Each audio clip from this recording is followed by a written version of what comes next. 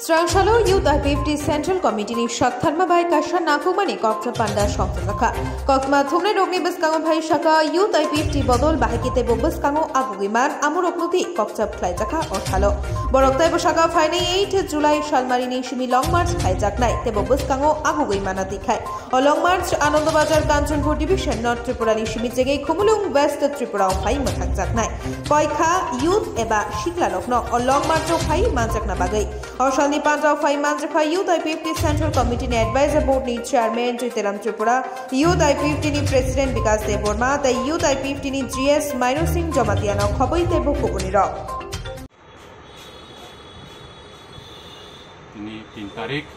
7 Maret 2024 ini Central Executive Committee by Asugui Youth IPFT by Asugui sing decision nahalaka lai thangnai bo sing o decision matter tine sing asug laija asugui nai bill pass sin Youth IPFT bill pass ngai sing party non san khoka party bo bill pass sangka o minus no bill pass kai nai sing tini finally Youth IPFT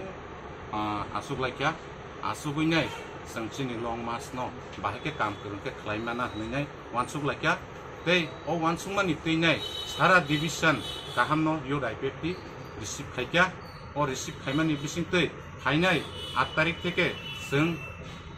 Anando Bazar Kanchanpur division North Tripura theke Chengnai